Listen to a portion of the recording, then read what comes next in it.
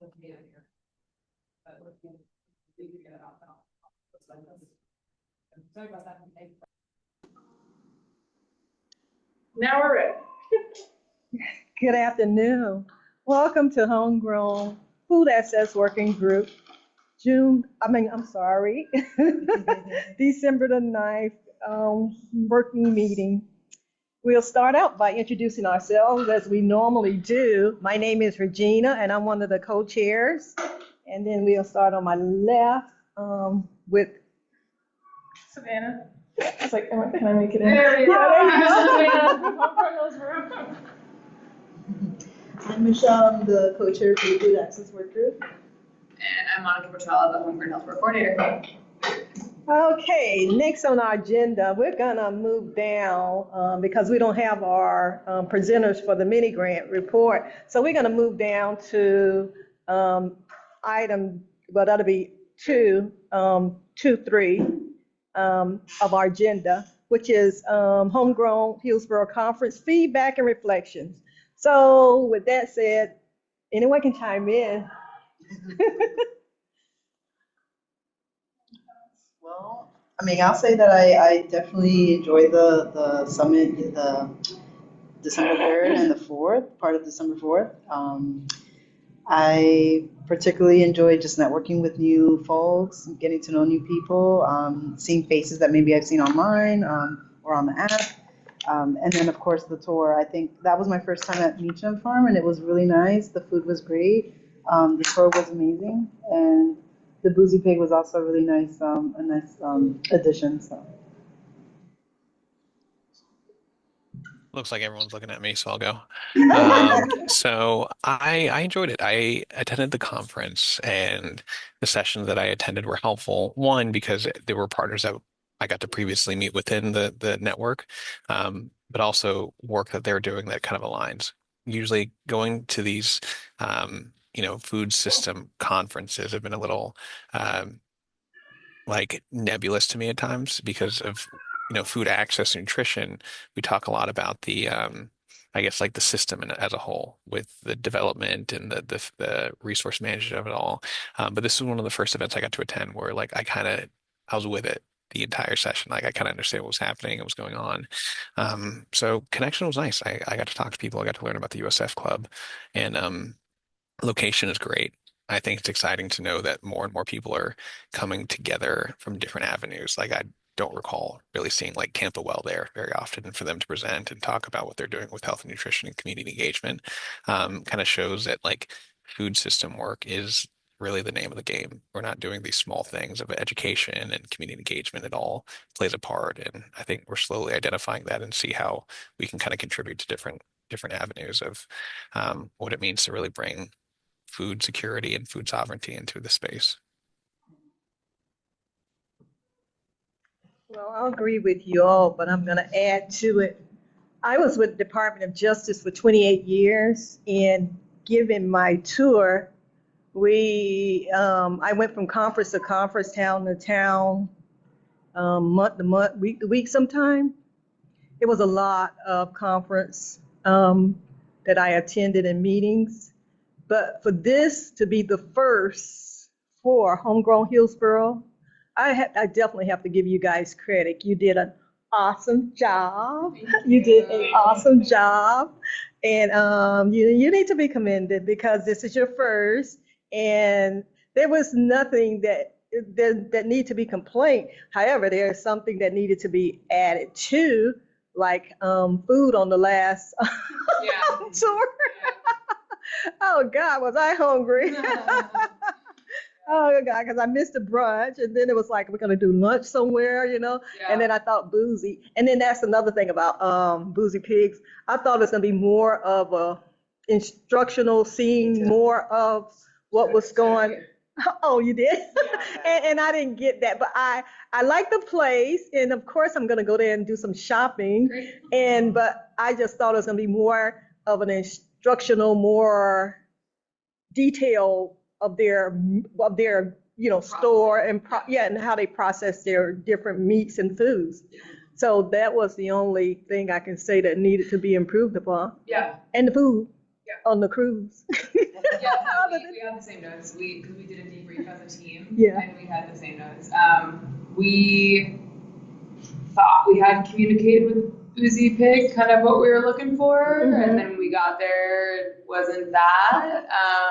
Originally, we talked about splitting up into 2 groups, having half of you kind of go behind the counter, learning, the other half kind of, and then switching, and then that doesn't really happen. So, as in the future, because we won't be the ones organizing the conference, conference committee will be. That'll be something that we encourage, is to really have like a run through with your host, make sure everyone's on the same page. So, but overall, I think it still was beneficial. People learned about the business and all of that. But yeah, and then also food on the second half. We also felt that way. Exactly, Yeah. because it was lengthy and it was long, and it was like, oh, when are we gonna do lunch? Yeah. It was a 2-hour cruise? Yeah, it was 2 hours, and it was well worth it. It was a wealth of information, and so everything was really put together. And like I said, again, hats off to you all. Yes. Thanks, appreciate that. Yeah. Mhm. I do want to add one thing that I learned that I really enjoyed, was that Regina's nickname is Rachel, as per Kitty Wallace. She was trying really hard to remember your name too, and I felt so bad. Katie and Regina are pals. I think it was That's my mentor. I think it was stage fright. I don't know what Miss Kitty. Yeah, No, stage fright. no, definitely not. I think it was a pride. Well, she said she learned that the 11th hour was me who was getting the award. So, Okay. but my name was back there, and I was hesitating to walk up because I'm waiting for her to get it. Yeah. It was so funny. But anyway, we laughed about it. Congratulations to our winner. Yeah, and thank you all for seeing the work that we do in our community. Wow, that was an awesome experience. And matter of fact, it was you, Michelle. We were like going, I think I'm going to get this award right here. I think I'm going to, but never thinking that I was going to get like the Kitty Award, which is so funny. And it was a good thing. Well deserved. Yes, thank you. Okay, next on the agenda, item 3 would be new business, and that's you, Michelle. Why don't you take over? New business. Yes. Are we going straight into the acre? I guess so. I was tracking down Tina's phone number. Okay. I just found it, so I just texted her, and Georgia said that she would be here right at 12, and I asked for an ETA, and I haven't heard back, so hopefully Okay. she's driving. So we can come back to that at the end. Okay. Okay. I guess when they show up. When they show I don't know. I mean, their spot was the first slot, so she can wait until the end. Okay. All right. So new business is acre part 3. Number 1 is work plan. So I know I talked to the co-chairs yesterday about it. Let me share my screen here, and we can kind of go through the work plan. Okay. Or not. I didn't put it all away. Maybe it's what I'm going to Oh, Georgia? Well, maybe we need some name tag out there or something, or Should we leave the door open? open? We can probably leave it open. Those kids, right? I thought we would like unlock it all the way. Yeah. Okay, where did my thing just go? There we go. Okay, so I'm gonna share. Somebody just hopped on the phone too. Okay. Yeah, it's on my screen instead of yours. Okay, so it's sharing. I want to share that one, not this one. Okay, try it again. This one. Okay. So this is the final product that this is what we want to complete at the Acre Summit in January. So we want to kind of start putting stuff into it now. We can leave some blank items like leaders for each objective, maybe the time frames. Things can be adjusted at the Acre thing in January. But if we kind of want to take things like the initiatives and the goals and objectives and kind of fill in what you want to see to get to your working group goals. So if we want to start by kind of determining what these are, if we need to edit them, we can do that. It's kind of up to you guys. You want me to pull up your official goals too?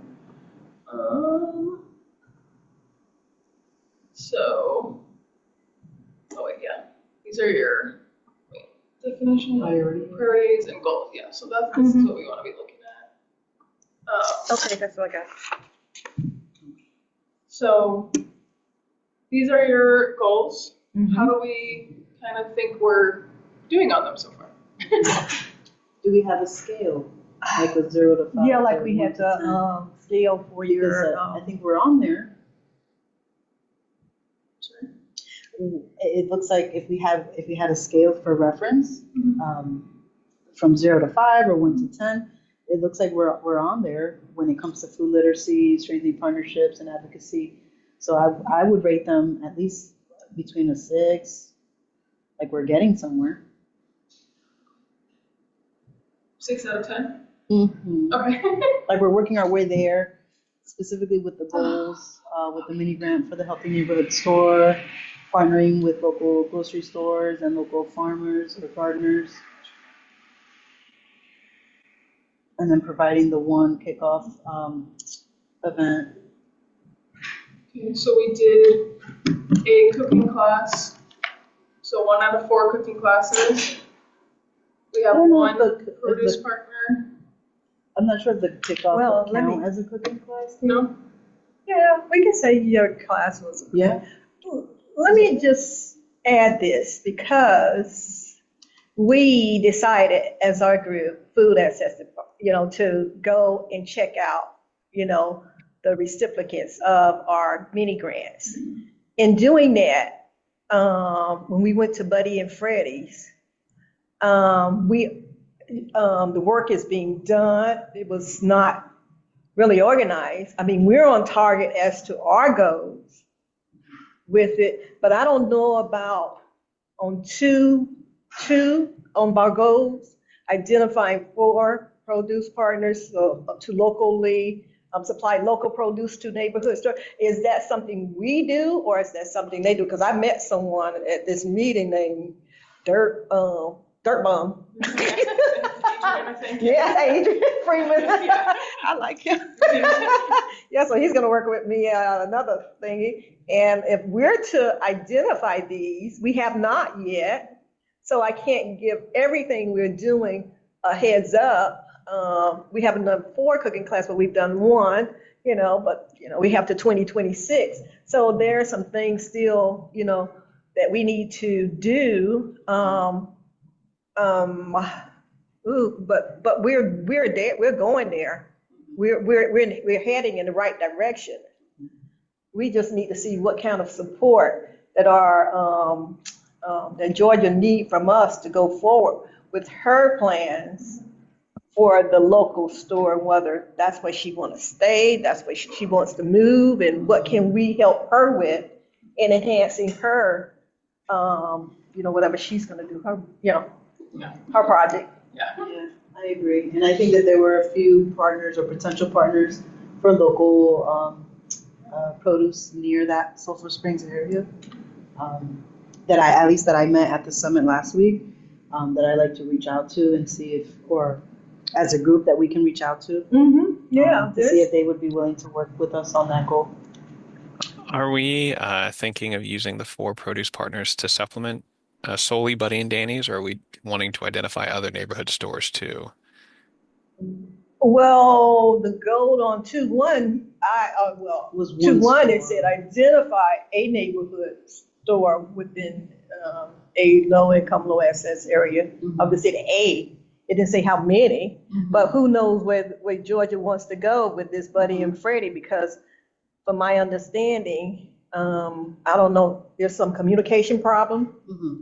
She'll go into more detail. I guess in my opinion, I think it would be good for us to, just like an organization needs different sources of income. I think a grocery store would need different sources of food procurement. So if we identify 4, 2 Buddy and Danny's, I think that would be the right way to go. Another item that I thought of bringing up was when I attended the last week, the Fresh Access Bugs presentation, they brought up the option of doing it at a grocery store. And so I would like to either Georgia or us as a group to follow up with, I believe her name was Heather. Am I right, Heather?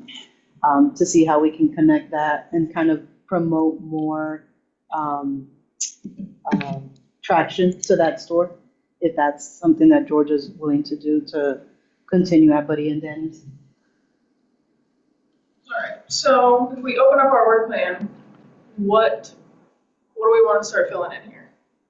Like for initiatives, so we just said we want to identify another store potentially.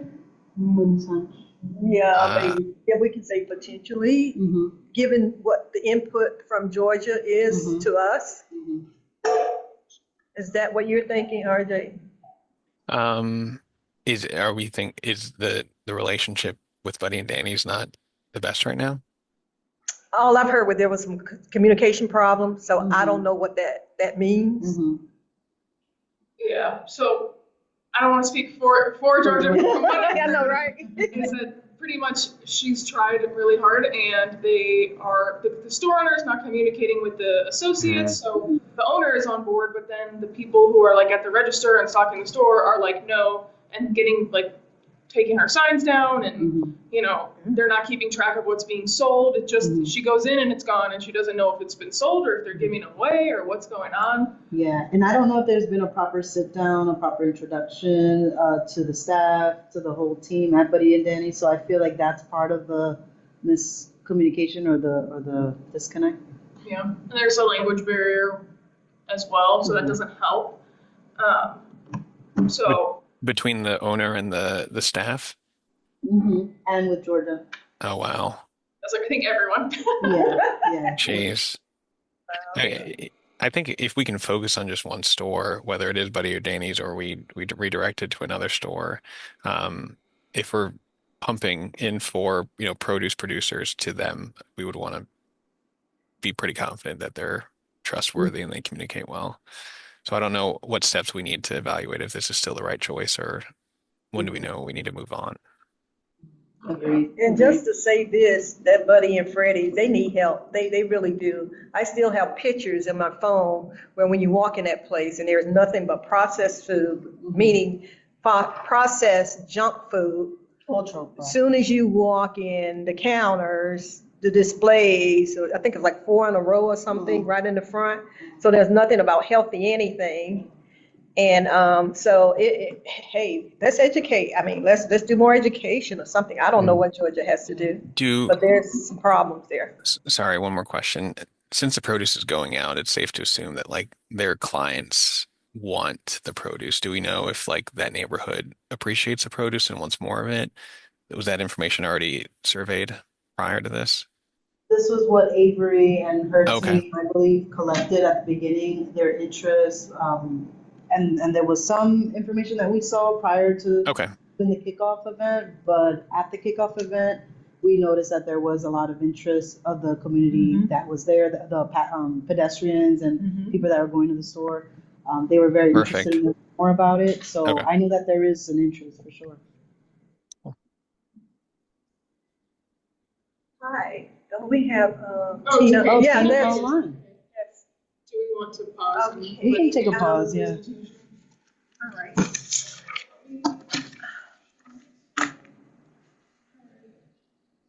Hey, Tina. Hi. Sorry I'm late. It's all good. Understand there was confusion about the location, so it's okay. Do you have like a slideshow you want to share, or are you just gonna Yeah, I have a slideshow. Well, you are welcome to start. Is it letting you share? Will it let you share your screen? Well, would you like to introduce yourself first? Oh, yeah, for everyone in the yeah, audience?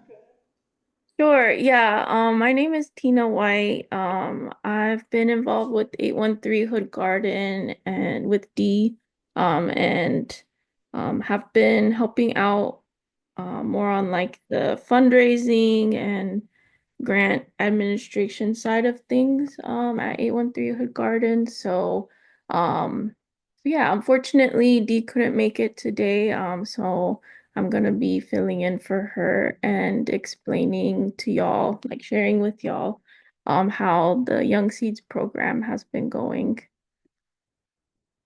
So I will give me 1 second. I'll pull up the slideshow.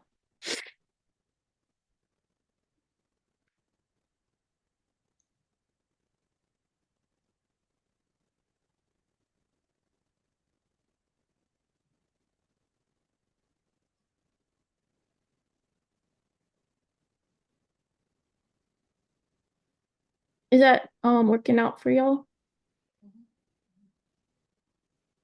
It's loading, but we can see your screen. There we go. There you go. Okay. Yeah, okay, great. Um, yeah, so I guess we'll just get started. The Food Access Working Group very graciously chose the Young Seeds program, as y'all know, as a funded program that like for the mini grant. And so we, when I say we, I mean me and Dee have been starting this program this fall. And yeah, we'd love to share the progress that has been going on here. And yeah, get started. Okay, so just a quick overview of 813 Hood Garden Space. So we're actually a group of educational community gardens in Tampa that nourishes the mind, body, and soul. And so our main focus is to, like in whatever we do, we want to create pathways for both individuals of all ages as well as like families and groups to learn how to grow their own food so that they can then create their own gardens in Tampa. And we want to see this all throughout Tampa as well as schools in Tampa as well. So we have really honed our focus in on education and garden education specifically. So our two main programming is the Community Food Ambassador Program, and then the other one is the Young Seeds program that we'll focus on today. Just real quickly, the Community Food Ambassador program is something that we're doing with Well-Fed Community. It's a program that we've partnered with them on, and it is more focused on adult education. And the Young Seeds program, which is our newest program, is focused on youth garden education. And the locations that we are currently in is in the university area or North Tampa. That's mainly for the Community Food Ambassador program. And then with Young Seeds, we are right now we're in Highland Pines and in Sulphur Springs. And we're also have a partnership with the Jackson Heights Bethesda Community Garden and are sharing space with them right now at the moment, but we don't have like a formal educational programming there.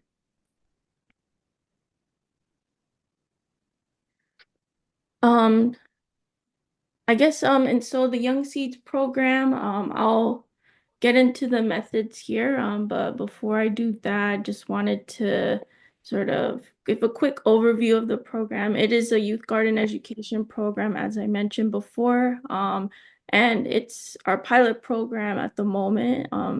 This 2025-2026 academic year is our pilot year, and we are doing 18 weeks of after-school programming for 12 students, each in Highland Pines in East Tampa, as well as in Sulphur Springs, with a community space called Community Stepping Stones. The mini grant specifically we allocated towards the Highland Pines area, and so I'll be more focused on that.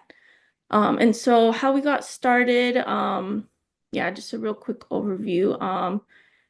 We started getting the word out about the Young Seeds program in September, putting posts on socials, doing community outreach that this program is here and we wanted to offer specifically youth garden education to parents and kids in East Tampa. And Dee is somebody who is really well connected in East Tampa, lives there herself, and has been partnered in different educational programs there. So I think recruitment went pretty well.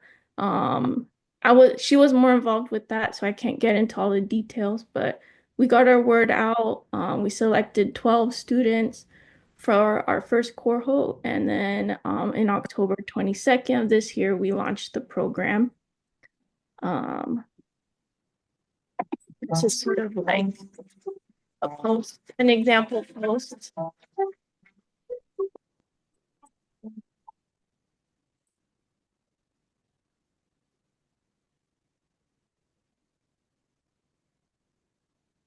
And so now that we've set up the program, things are, we kind of are pressing play. We're continuing on with our weekly sessions, and we are also continuing on with our fundraising within the community. We've been soliciting individual donations as well as looking for other grant opportunities that have a focus on youth education, specifically youth garden education. So yeah, we're really hoping to make this a sustainable program and continue on this into the next academic year as well.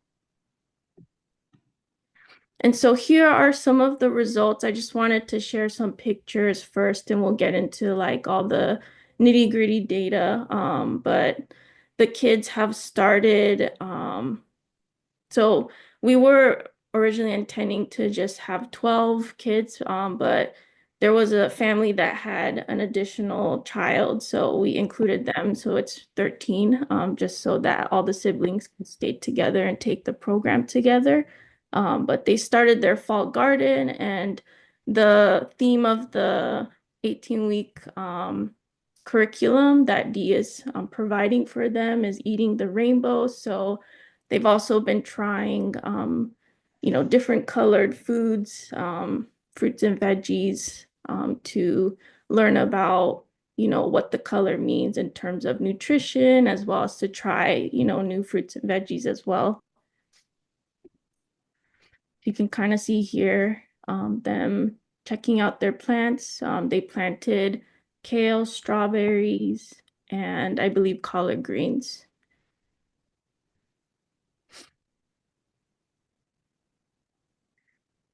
And so some of the successes that we have seen so far is that there has been really high enjoyment and satisfaction among the students. They are really, really loving being outside, being able to have an hour focused on gardening and art, and being able to try different snacks and that they haven't been able to try before. So Dee has mentioned that some of the kids are asking for seconds on some of the fruits and vegetables that are introduced to them during the session. So anecdotally, we're seeing a lot of, just enjoyment from the kids, which is great.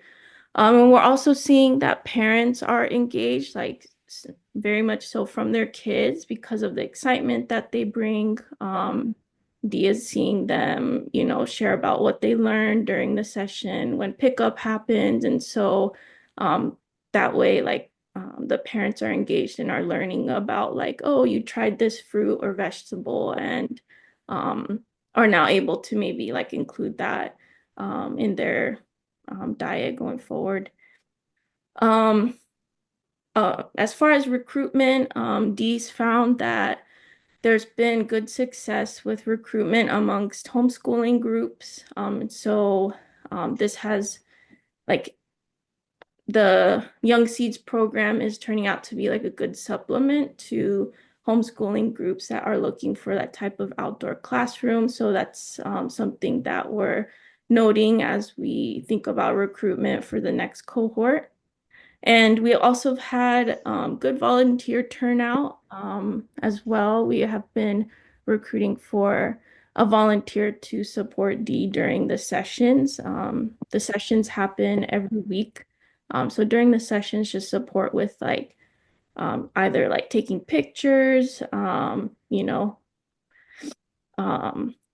like support with the students, making sure that they stay on tasks or helping kids that need a little bit more support, things like that. So we've been seeing a lot of support from both like the 813 Hood Garden Space community as well as Homegrown Hillsborough. I think she told me that there was two people from the Homegrown Hillsborough network that came out to volunteer. So that's really great.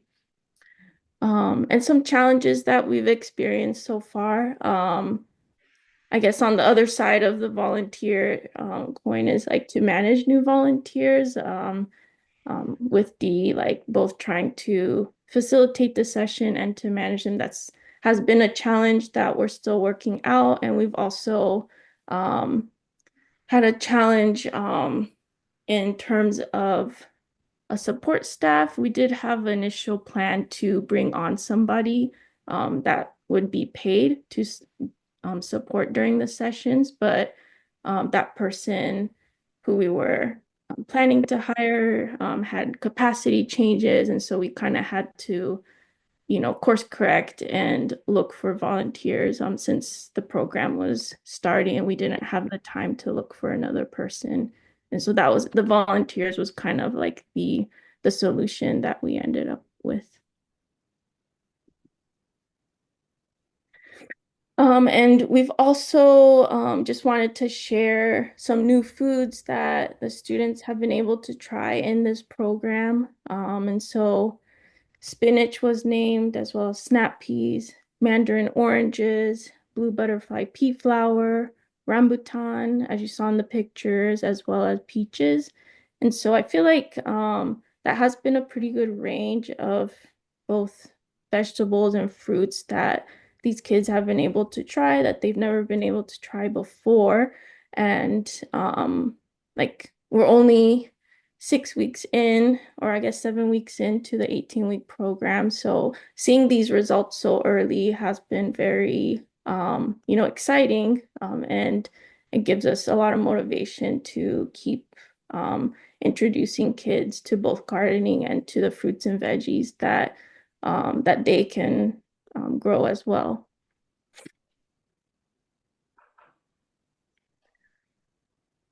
All right, and so the impact that we have seen, these are the indicators that we chose when we were first starting out with this grant that Homegrown Hillsborough gave us a list of. And so we chose number of individuals served, number of participants reporting improved physical and mental health through project activities, number of individuals receiving agricultural or nutrition education, and number of students engaged in project activities.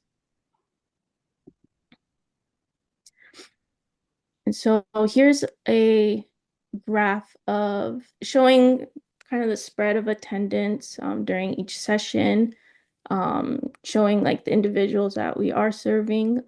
We do have 13 kids who are registered. And then on average, we're getting about 10 kids. It's almost to 11, but we'll just say 10 kids who are showing up very consistently to each session. So that shows that, the parents and the kids see value in this program, and the majority of them are coming on a weekly basis. And as far as I'm just looking over my notes here. So as far as like the agricultural and nutrition education that the individuals are receiving, or the students, I should say, as I mentioned before, the theme of this cohort's curriculum is reading the rainbow. And so far they've been able to learn about the types of nutrients and vitamins that red and green foods have. And they've been able to try those types of foods as well. So you can see here, I believe the salad, it does have tomatoes in it, so it kind of like hits both colors, but I think this was served during the green lesson. And they've also had a chance to start their fall garden by transplanting seedlings. And so that's been the type of garden education that has been focused on so far. And as far as project activities, the students have been able to start their fall gardens, as I mentioned, as well as work on a community rock snake to add some like art and decor at the Highland Pines Community Center, which the classroom is located at, just to brighten up the garden as well as to, give something back to the space that we're also in, to Highland Pines.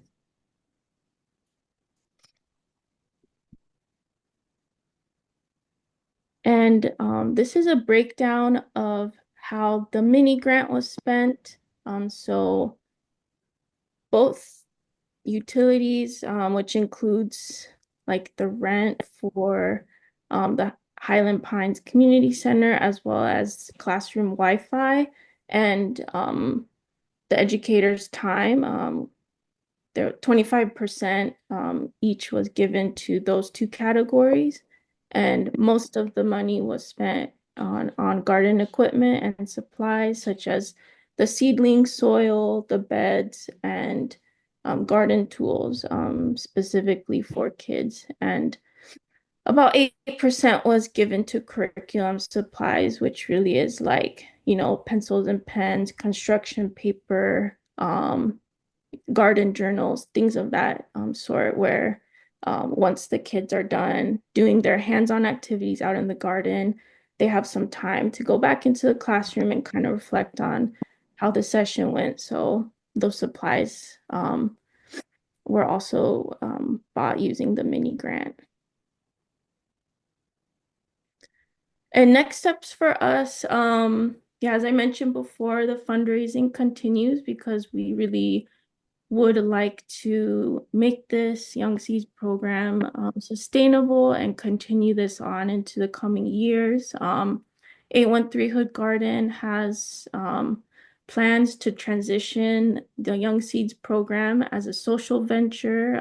So we would like to, eventually not rely on grants so much, but to have a bit of mixed income, maybe still use some grants, but mostly use this as a way to, partner with other community spaces and gardens, or even just like youth education organizations, and provide garden education as a service, as a module, or as a curriculum that we can provide for those spaces as well. And so right now, we're just in the first steps of just launching the program and having a proof of concept of how Young Seeds would look like. So we are still mainly grant funded. But with that, the transition in mind, we are building relationships with potential clients such as micro schools, other private schools, other community gardening spaces, and things of that nature. So yeah, hopefully there's a lot more to come. And yeah, and we are really excited to see where this will go. I think that was it. So I will stop my share and I'll take any questions that the group has. I wanted to ask if you had any evaluations, like a pre-survey, post-survey, or mid-survey for the students. Yeah, a pre-survey was given to the students at their very first session just to sort of see like where their gardening knowledge was already. And I believe in the full report, I'm just gonna take a look here. I wrote down like kind of where the range was. But I do remember it was a pretty big range. Like there was a couple kids who probably didn't have any gardening experience and didn't score like any of the survey questions like right. But there were some kids who like knew a lot about gardening already, probably maybe already have a garden at home, things like that. So yeah, that's been interesting. Dee has been saying that's been interesting to work with such a like a mixed range of knowledge as well. But I think that also creates some opportunity for like peer-to-peer learning amongst the group, even though it's still a small group. There's kids who can help out with others who might not know too much as well. Any other questions?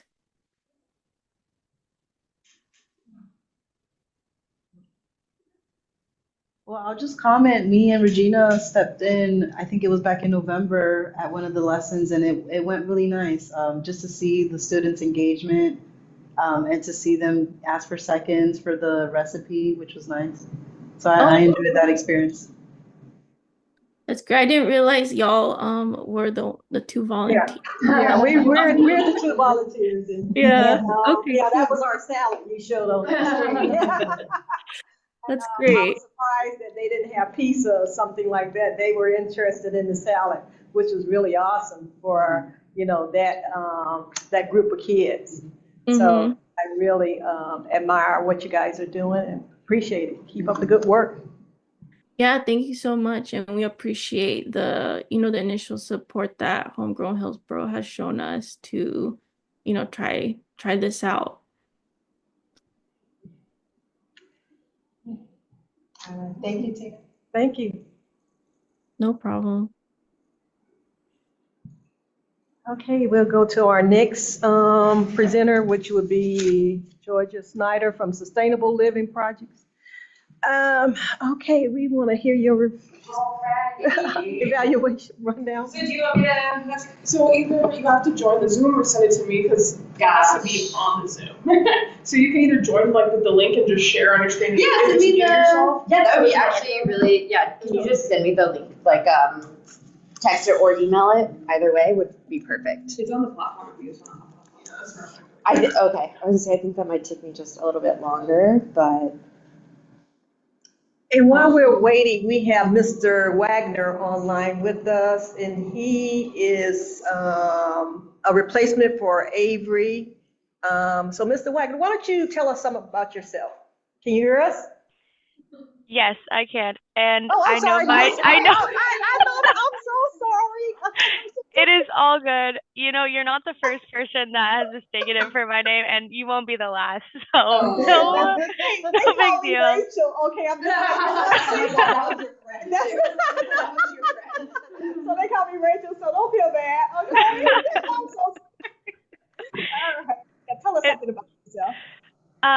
So my full name is Holliston. If it's easier to go by Holly, whatever you guys prefer, you can refer to me, him, he, whatever it is too. I will answer regardless. So yes, I am stepping into the role that Avery previously was in over the healthy communities. And I have been working in the health department previously, so she kind of gave me a good rundown of everything that she was doing before she left. And this was one of the working groups that she was in and mentioned that it was, aligns with like the action plan and our focus areas in the healthy communities. And I definitely am interested in, I love the Young Seeds program that was presented previously. I actually am born and raised in Hillsborough County. So we had a community garden by my house when I was younger. It's still there, but I don't go to that one anymore. But I do enjoy just growing my own food and kind of seeing where like the food access is in Hillsborough County and getting more, I guess, the detailed scope of like the behind the scenes of things and the programs that we have to offer, and hopefully on the flip side of that, just kind of stepping into wherever Avery was and transition and be of any help that I can be to you guys. but I'm excited to meet you all. And I apologize for being a little bit late and then not on camera. We had Wi-Fi issues, so I'm connected to a hotspot. So sometimes when I turn on the camera, everything just lags completely. So, but thank you guys for having me. Thank you for joining. Thank you. Nice to meet you, Holly. Yes. Nice to meet you all. Yes, Holly. Okay. Okay, you ready for Georgia? I think my computer also kept connecting to like my phone, and so I was having some Wi-Fi issues. But I may come sit by Savannah and get some technical assistance on how to share my screen.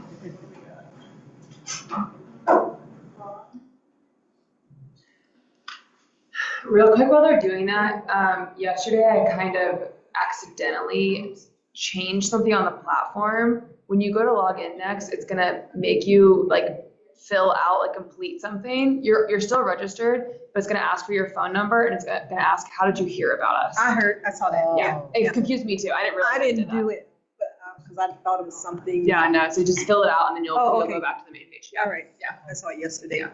Okay. Oh, is it? So we can see on your shoe on this one. So maybe you have to do the other way, like share with.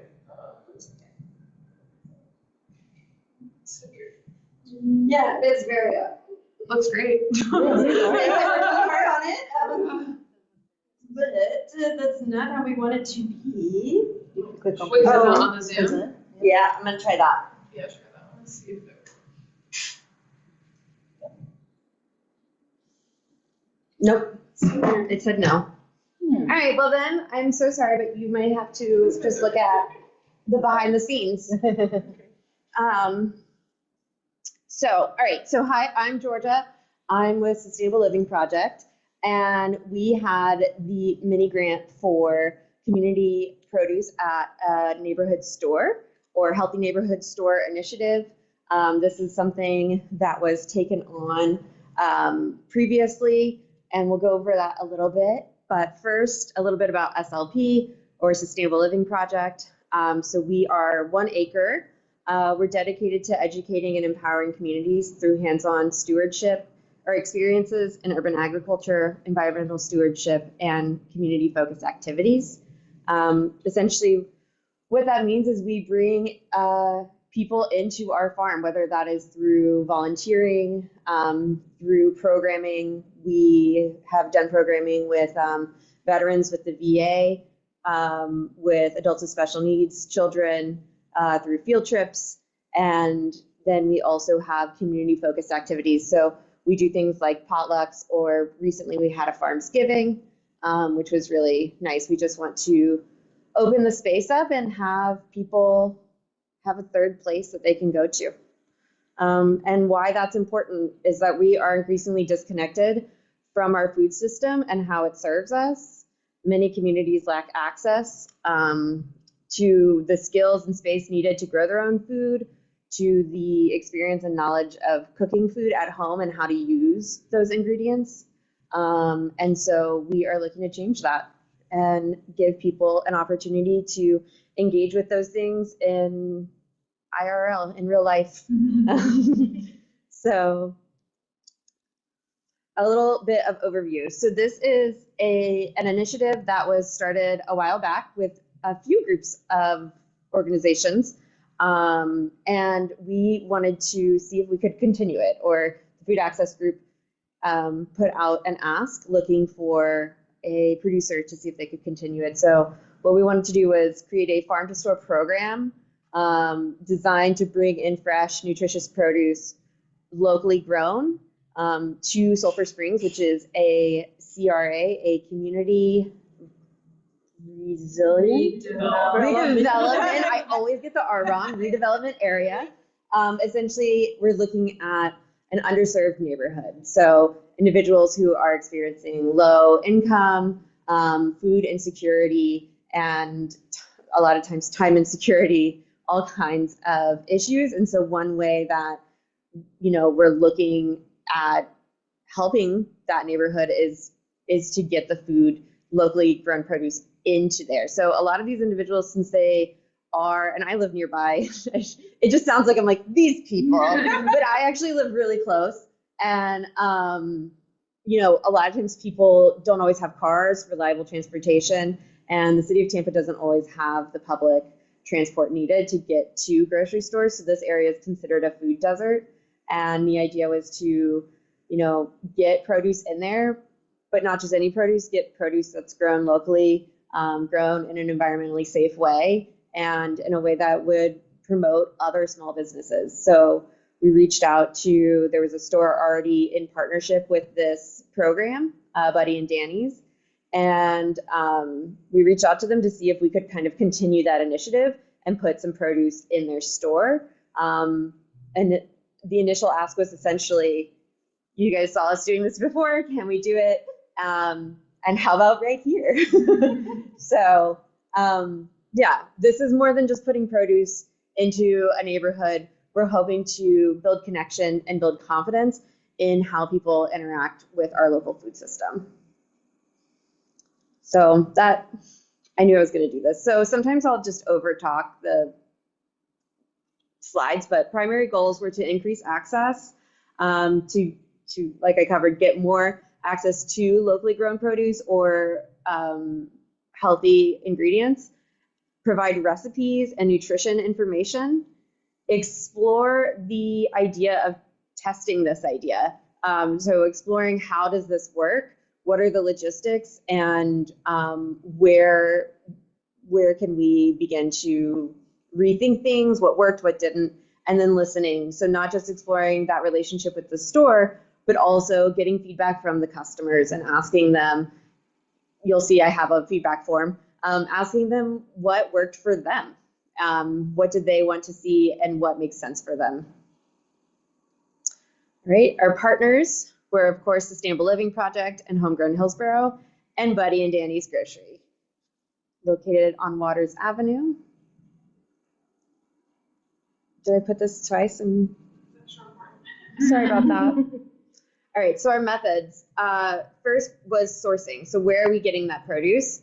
We are getting it from Sustainable Living Project. I also did make connections with a few other growers in case there were lapses in sort of preferred produce and what we were able to grow. Education, producing easy to access nutrition facts, recipes, and understanding of how the food is grown, why it's different, or even how to use it. And then community engagement. So again, that's that feedback portion, getting to know the community and asking them what they like, what they don't like, what makes sense, what's working, how can we really see if we can make something like this work. So product sourcing, SLP, we would harvest, wash it, pack it, and deliver it to Buddy's Market. We did get some information on what people were interested in and for what we could produce in the time frame. We had kale, collards, peppers, cucumbers, herbs, and papayas. And then we created a system for logging all of that information. The education portion. So we created recipe flyers. We created a program flyer explaining the program, what it's doing, that it is a pilot, why you may not see it again after a little while, those nutrition benefit cards. And then we also did a cooking demo with Michelle, and Regina also came out and helped, and Elena's. And so we also, as part of that community engagement, I created some digital tools. With the time frame and the budget, I felt like this was the most accessible way to gather the most information. And so our community tools were an overview page on our website, slptampa.com, a feedback page, and there's a QR code that links to that on paper feedback handouts that are there at the store. And then I'm working on a photo gallery, and then getting all of those recipes online. Michelle has been helping me with getting them in English and in Spanish. And then you can see here is the recipe that we did for the cooking demo. So our milestones, they were, at first they felt very small. First it was literally just kind of getting together. and establishing our connection with Buddy and Danny's Market.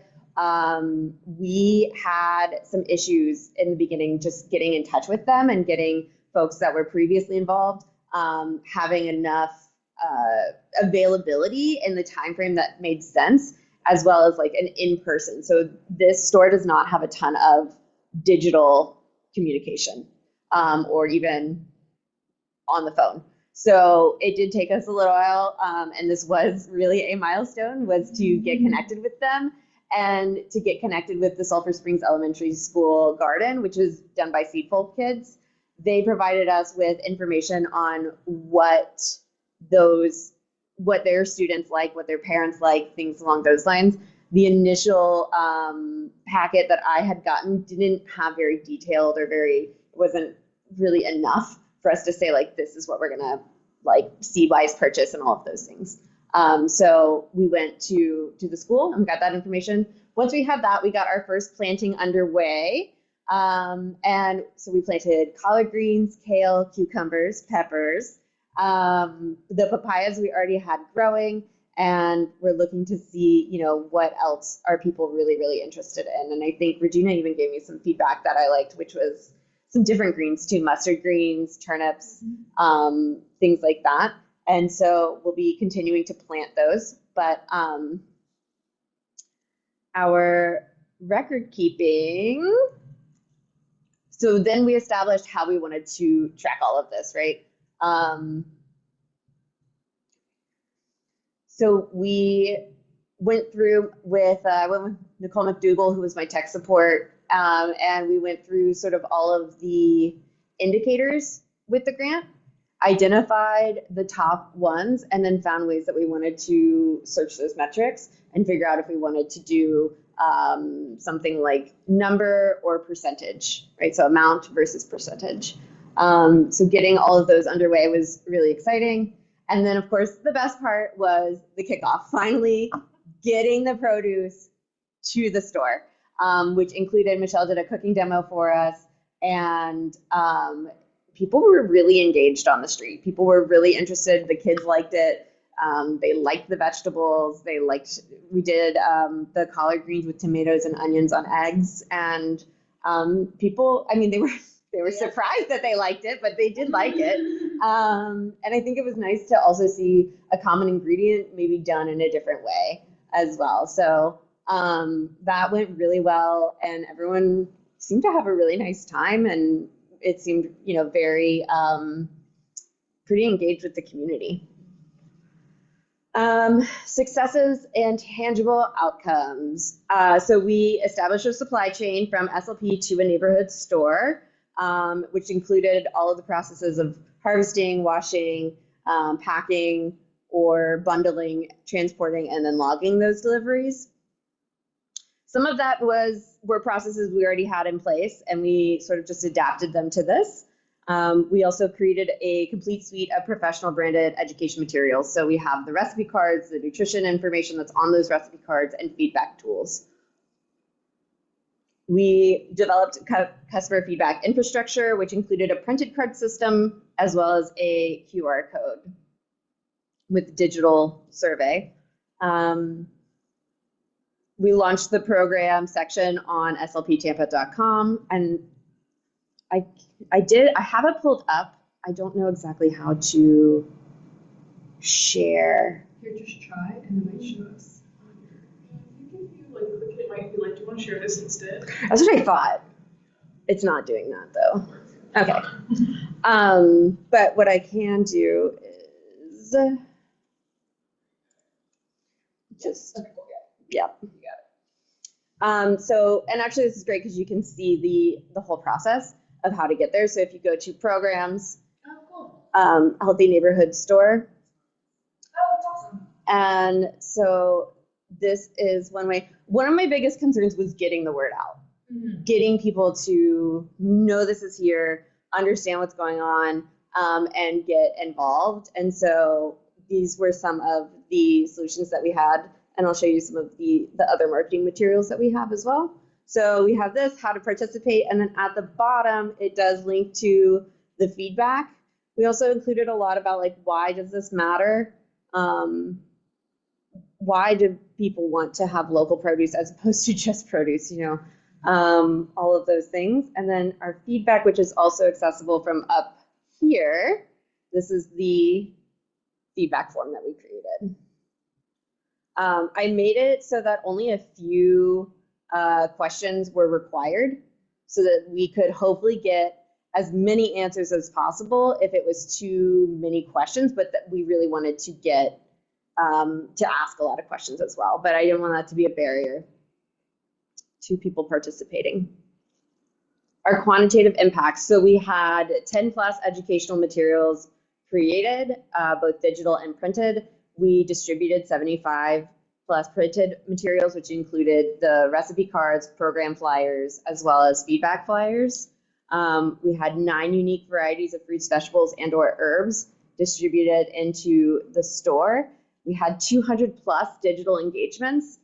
So I also ran a social media campaign where we just made a quick video with some child stars and just to show, because when we went into the store on that first delivery, at first they actually told me they didn't have room for it. And then when they did put it, it was way at the bottom. And so again, getting that information and awareness piece out there, I decided during the cooking demo to try to make like a quick video of like, here's how you walk into the store and find it. So that did help some, and we did have a lot of people who were really engaged. We also just did direct asks to any community partners that we had on social media in the Sulphur Springs area. So community stepping stones, Sulphur Springs Market, anything that I could find, Facebook groups, just again to get the word out in the most effective way that we had time and funds for. And so that 100% of the funds, materials, and products or produce so far have gone into Sulphur Springs, which is a CRA. Our qualitative impact. So this is where we're getting a lot of information that doesn't necessarily have hard numbers to go with it, but I think is really valuable for continuing this type of project or initiative and looking to improve it. So at first we saw lots of enthusiasm from the store owners, which suggested a readiness for the community to have healthier options, as well as just knowing that there are multiple food banks within, I think, a half mile of the store. Staff interactions did help us to see that we needed clearer communication. We've had some issues with that communication and understanding piece with the store itself and the staff. So the owners are really excited. The staff does not seem to be as interested, and there seems to be like a lack of communication there. There's definitely some sort of disconnect where we are bringing produce in and the staff is saying, we don't have room for this, we don't want it. And then I happened to be lucky and ran into the store owners outside and just, for clarity was like, actually it was funny, they were asking me how much everything was, which again revealed a lack of awareness of the program. And so we'll get into that in a little bit, but that is something that has really become apparent, right? Is that there's definitely some things lacking here in understanding and awareness with this program. And particularly, I think it could have to do with the individual store that we're working with. So that's in our next steps. We'll talk about what I think we can do. And then we did the cooking demo. So again, we had positive engagement, increased awareness. People were really interested, and we see that. I think at least you ladies were there. I think people want it, and it's a weird anecdote, but I found a little dog on my way because of course I did. And I also found one on the way to the conference, but I found its owner immediately. So anyways, but I found this little dog, and I even told the people whose yard I found it in about the produce. I was like, oh, and by the way, also we are putting produce, and they were excited. They were like, what do you have? And I told them, and they were like, oh, I need that actually. They asked the prices, and they said that they were pretty on par with what they were used to. So all of that I thought was really good, informal feedback to hear, and just more proof that I think this is a worthwhile initiative. And then, of course, the positive social media feedback. Lots and lots of people engaged with it, commented, liked it, shared it, and seemed interested. Here is our budget. So we have only put $69 into the produce into the store. So these are some of the challenges that we've ran into, is that I'm not able to make those deliveries. And I'm not able to have clear and efficient communication with the store owners and staff. So that number, we're looking to really increase that. We haven't spent all of the budget. So I just wanted to sort of clarify on that, because that is in our proposal, that was our largest portion of the budget. We have printed materials at $15 right now. Again, very, very low. As I was printing materials and putting them in, they were removed quite often. And the space that Michelle and I had kind of talked to them about, like, can we use this, is not really being allotted at the moment. So I didn't want to continue using the budget to print more materials that I thought were not going to go where we needed. But we do have some ideas, and I have an invoice ready to go and a connection for yard signs. I did look into like a mailer. That is way more expensive than, yeah. But I did love that idea, because it was one way that we could directly contact people in walking distance. I mean, as close to the store as you can. And then labor. So the labor has exceeded our expectations. I have been documenting my hours, and I'm at minus the presentation. And today, around 43 hours of, and a lot of that, has to do with the value of the project being in understanding where, what works and what doesn't, and documenting as much as possible. The actual time delivering the food and growing the food, I thought that would be our biggest thing, but it really has been the documentation, and meeting with Nicole and just making sure that we're getting the information that we want to, again, be able to say, here's how we would do it differently, or here's how we can do it better. Okay, so challenges and adaptations. We talked a little bit about the store staff seems unaware of the program, and has denied deliveries. The owners, again, they intervened and they did take the delivery, but because they don't really communicate via telephone or email, it has been difficult for me to make sure that those things are happening. And so again, part of that labor, that's where that time frame is coming, is every time I want to communicate with them, even though I've tried to call, I have to go to the store and hope the owners are there. So if they're not there, usually I'm just told to come back. So something I think that we, the response has been increased in-person visits, which isn't something that we really expected to do, and has definitely been a strain.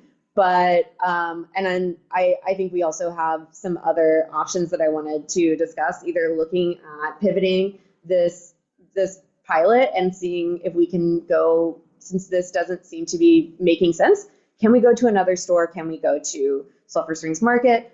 Staying in the same neighborhood, staying in the same demographics, but seeing if maybe this one store is maybe why it's not working exactly. Other issues, signs have been removed. I do reinstall them when I can, as well as I think signage being removed sort of encompasses also where, again, Michelle and I had spoken to them and established, like, this is where we'd like to put the produce, and I'd like to put a sign, and all of these other aspects that are not really being permitted as well. So limited refrigeration space as well as visible space. The vegetables were put all the way on the bottom. And we did have people afterwards, though, that reached out and said that they went to the store and looked for it and couldn't find it. So again, just don't think that it has to do with the customer base. And then initially we had limited availability on the past partners to support that introduction. I don't know if that would have helped or not, but in order to maintain our timeline, Michelle was really supportive and just went with me to go and talk to them and see what was possible. So let's see, other challenges actually that I didn't include are the tracking. So since we're having communication issues in general, there's no tracking. So I don't know from our delivery what was bought, what was thrown away. I know some things didn't make it to the floor even. So at least I never saw them, and I went 3 days in a row. So I was like, you sold all 4 papayas? And then they said, no, they were stolen. And I was like, all 4 were stolen in the last 3 days? Just the papayas? Which were the biggest items? So I think all of that, again, comes down to a lack of understanding of the program. I don't think it's like, oh, we're just going to take this. I think they just don't really understand what's going on or have an interest in it. So next steps are I've been attempting to reconnect with Buddy and Danny's owners to confirm their participation, but I have not been able to fully get through. And so I'm interested in exploring and pivoting into other retail partners. So there's a meat market that's right next to Sulphur Springs Elementary School. I have been told by residents that's where most people buy their stuff. I don't know if it wasn't explored. I haven't actually spoken to them though, and I don't know if it wasn't explored because they already have produce in there. I'm not really sure, but I would like to explore other retail partnerships, either there or the upcoming Sulphur Springs markets, and using some of that marketing budget to help promote the market as a whole.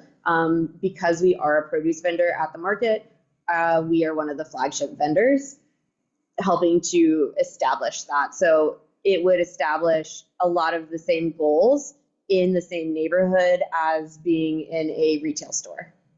Yeah. Where is it located, the Silver Springs market? So it changes locations. There are, I think, 2 or 3 locations, and that's something before we fully pivoted. I have experience running farmers markets both in New York City and Tampa, and so I've contacted Charlie and talked to him about how I can maybe help him to just get it established. That's usually the hardest part, is getting established, just getting people to understand when you're there and how often and all of those things. So right now he has 2 locations, one that the city approves and one that he has on private property.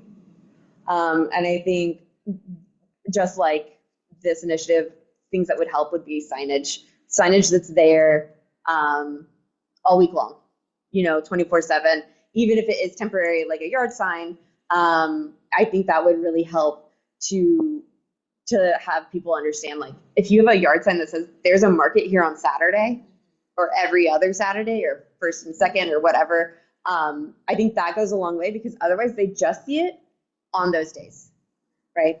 And because it is a very pedestrian neighborhood and walkable, I think that there's just a lot of value there. And since we're looking for hyper local, I have just found in my experience with SLP that actually the best marketing is signage and not digital when you're looking at hyper local like this. So continuing to gather customer feedback. We have not had any feedback given, but also there hasn't been a lot of produce in the store. So these things are all intertwined, and that's again why I think the pivoting would be our best way to move forward. And then something I thought about for moving forward is developing an MOU. So nothing airtight like a contract, but at least some sort of written documentation with the store so that there's an understanding of what the program is and what the expectations are on both the producer or the vendor and the store retail side.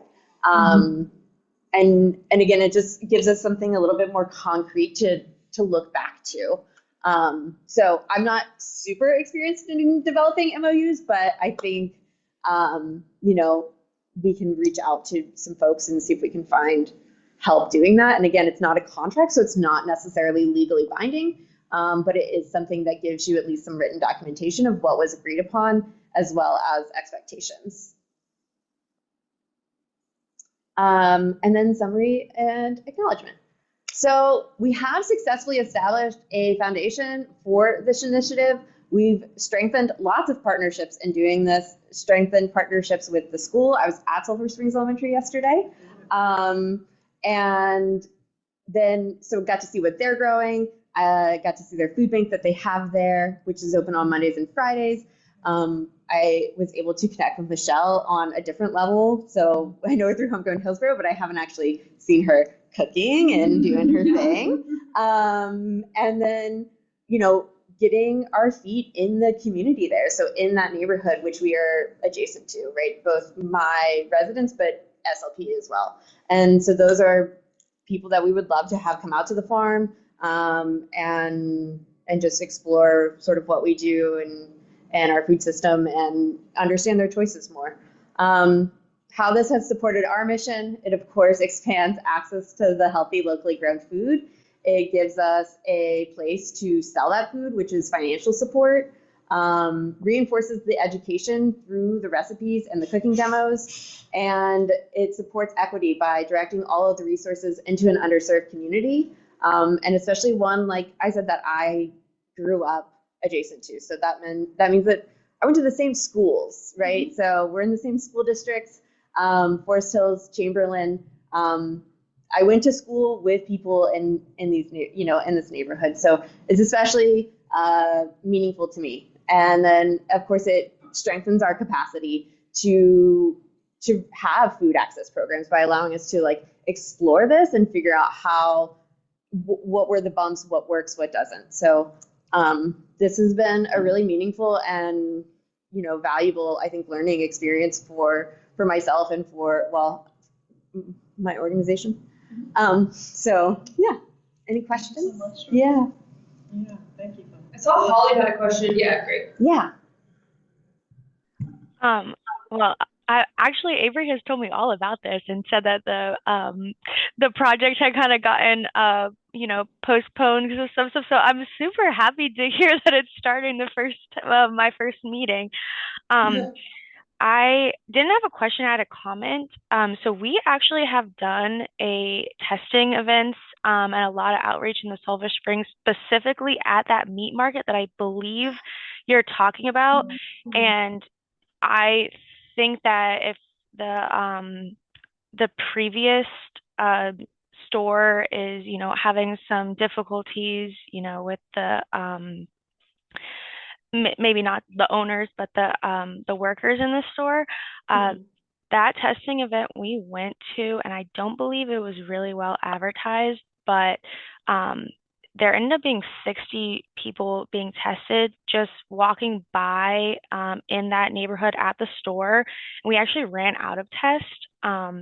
So that area, and I can just speak from that experience, that store itself, we had a really good turnout for. So I definitely think that any way we can maybe like help with, you know, if we do like a testing event or something there, and, you know, we have some opportunity to be able to give out free testing, and we coupled it with one of our pharmaceutical companies was able to do some meat vouchers in that store, maybe kind of being able to work with those together to also promote this the initiative for that. So just getting a little bit more traction was just what I was thinking. And then maybe if, you know, the Buddy and the other previous store, maybe we could do something along those lines of like testing just for like traction, just so more people know about it in the community. So I would love to chat more with you. I'll drop my email and contact in here. Holly, are you also on the platform? I'm sorry? Are you on the Homegrown Hillsborough platform? I don't believe I have access to that. So Holly's like brand new. Okay, that's what I was like. I was gonna get your information from there, but yeah, we're gonna meet with her Monday. Yeah. Okay, yeah, that would be fantastic. If you will put your information in the chat, I would love to get in touch with you and even even if you can help us just get in touch with the meat market and understand sort of their goals and role in the community more. And then I had a quick question. What were you testing for? We were doing full panel testing for STD and HIV. It was Gotcha. our services, and then we also had a few other mobile units that were being testing. Sorry, I didn't specify on that. And then we did have some, I was on the chronic disease team previously, so we did have some A1C blood pressure screenings as well. Oh, that would be really great to like, if we could, over expansion. There's a few things that we've talked about with expansion, the fresh access box, which I was excited to hear Dahlia actually already paved the way for that and talked to Heather. Yeah. And then that would be another one. So some, before and after testing of things like the chronic disease would be really interesting as a way of expanding over time. Yeah, I would love that. I think that's a great idea. Cool. Yeah, thank you. I noticed RJ put in the comments, is that the location that you're talking about? That's the meat market. And then Buddy and Danny's, I think, is 1315 or 1513 East Waters Avenue. So it's just a couple blocks away. Right, exactly. Right. See, I mean, you can almost see them from each other. Right, exactly. I think Tina had some thoughts, and then I wanted to also share some things. Yeah, I just had a question. Is the produce offered like for free to the community, or like does the store pay for it, or how does that work? Yeah, sorry there wasn't clarity on that. So the idea is that the grant pays for the produce, and it lowers essentially any risk on the grower or the producer's side and the store's side, and it allows us to sort of explore this this pilot program to see if the store can sell it. So it is for sale. The store sets the price. Another sort of hiccup we ran into was, I think it's probably more helpful for me to provide them with pricing. Yeah, and which I did say, here's what I usually do, but I think something I developed that we're using is a spreadsheet for the tracking, so a written spreadsheet, and on that, when I make the deliveries, I'm including retail pricing. And then, of course, they have the choice to change that pricing, but just to help, the idea is that we're looking for something that is not necessarily just grant funded, but is self-sustaining. So that's why the produce is sold as opposed to given away, because there are food banks. I mean, so the meat market is right next to the elementary school, which has a food bank. And so this is a way of exploring if there's like an economic system that can work there. I see. Okay. I think that was one of my questions too, was since we're doing it as a pilot, I guess we're not going to be asking the location to provide any money either towards Georgia's produce or towards Homegrown Hillsborough, but I feel like that would also get buy-in if at any point we start looking at sustainability. I think when Georgia was talking about the farmers market and the meat market, I really like the idea of kind of pursuing the meat market for two reasons. One, it's going to be you guys still there? Yep. Okay. It's going to be a consistent food access point that's open, Monday through Friday or whatever their hours are. I think they close at 9 p.m. And then two, if they're already providing produce, that's another system that they wouldn't have to develop. It seems like with Buddy and Danny's, since they hadn't done produce, the whole food safety concept, the display and all of that is extra systems that they have to develop, but doing it here and then emphasizing local produce and even asking for your own little section, I think would be huge. So I really like that. And just looking at their website it's a Google picture, it's not necessarily a website. They do accept food stamps. So that's already a really quick and easy way to incorporate fresh access bucks into it. So there's a lot of green flags going on about this location, and they have 33 reviews, and they are reviewed at 3.5. So not bad. But so Buddy and Danny's did have some produce as well. I wasn't able to find out. I was curious as to why that store was chosen, and we didn't find any information on why that one over Meat Market, which is, yeah, I mean, neither here nor there, I guess. But they also accepted EBT, and they did have some produce, but that is not what we saw people buying. That was my best guess as to why it was chosen, was because maybe it wasn't something they were already selling. I mean, they have a few things in there, but they're not really, I think, selling very much of it. But I think, you're right. I think the Meat Market has that pretty, Monday through Friday or 7 days a week access, and it's already where people are buying food. So I see both sides of going maybe into a store where people weren't buying food. We saw mostly buying alcohol and chips and snacks. I mean, it's a convenience store. I think that's one of the reasons why probably it was selected, because of the high volume of potato chips and fast food stuff, and you want to implant some good stuff in there. You know that, and especially if the Meat Market already had some, so it would be more logistic. To if you're going to do something like that, make it where people can get rid of this stuff. Yeah, I see both sides of it, right? Put it where it's not already, or meet them where they are. And I think that's kind of the goal of the pilot program, is to see, does one of those methods make more sense? Yeah, sorry. It's but this kind of goes into our next work plan. So you can say, if you have any more questions for Georgia, to connect with her separately. Yeah, or ideas, I'd love them. How do we explore, I guess, pursuing Meat Market? Is that something that Georgia will handle and that we can help with, or is that something that we have to do as a group? So the way I kind of envisioned it was that I would just stop in there, very similar to how we did Buddy and Danny, since there wasn't really much of a liaison. I mean, Michelle helped me, but she didn't know them any more than I did. Sure. And so I was just going to walk in there. Okay.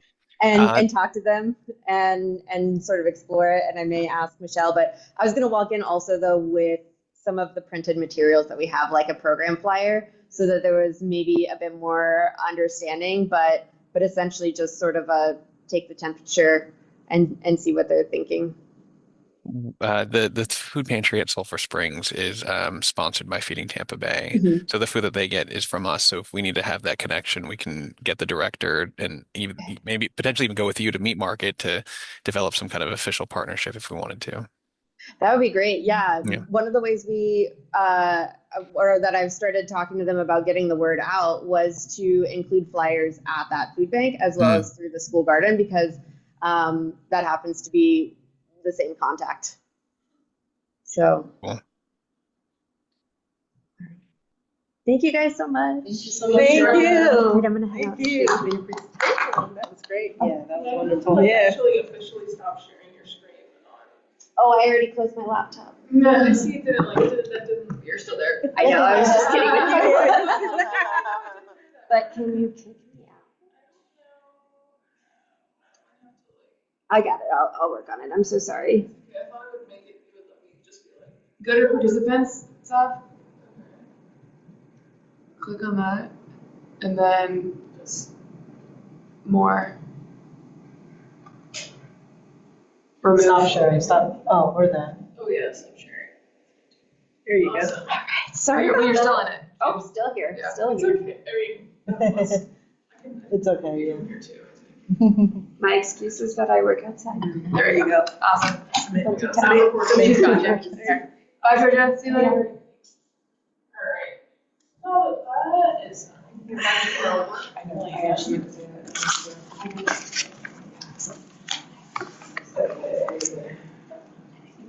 So now that we know that information, do we want to have the goal to be like something to do with the meat market, or like explore meat market? Potential pivot. Yeah. It might format better.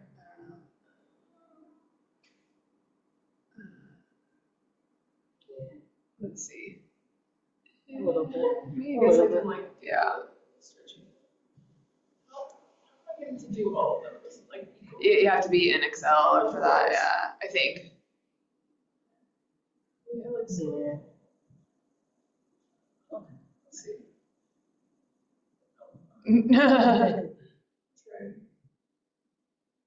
Oh, Tina left us. Yeah, she didn't need to stay. Yeah. Okay, you guys can talk, don't wait for me to fix this. All right, so this I do like the idea of I feel like I don't like the phrase beating a dead horse because it's a little aggressive, but um, the meat market just because I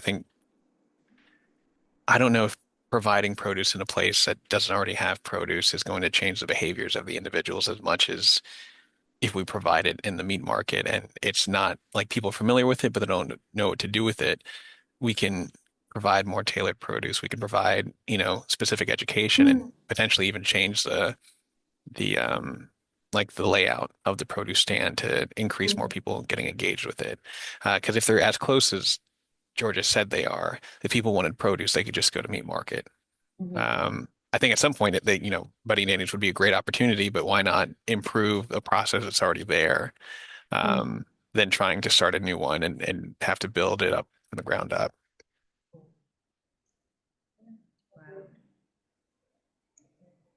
You guys gotta tell me what's put in here. What do you want to see? Is this initiative one, healthy neighborhoods still have the goal is neighborhood store, yeah. secure the meat market as the new neighborhood store? I guess secure. Do we add in potential or like interim? I don't know. I think we need to go with the meat market because she's going back and forth with this place, Danny's, and that's a waste of time. We have a timeline, so let's get busy and move on. Yeah. So Steph, actually I think secure is the right word because Yeah, I think secure. contact is secure. like an objective or like an action Right. item. So that would be. Yeah. So, I use secure too. yes, because if we just contact them, check, we did it, but like, did that actually get Yeah. us further? So I think an action item is contact. Capture. Yeah.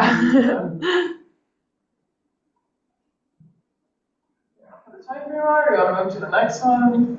Did everyone agree, I guess, that we're not moving forward with like the Sulphur Springs option either, just because of logistics for the market? Yeah. Did we supposed to take a vote because of this acreage plan thing we're doing? We haven't started it officially. No. We haven't started acre officially until next month. The consent-based decision making, so that's more of a, does everyone consent to move on? Not a vote. So it's not a yes or no, we all say, does anyone have like A challenge. or what's the right word? It was the, What was Critical critical concern.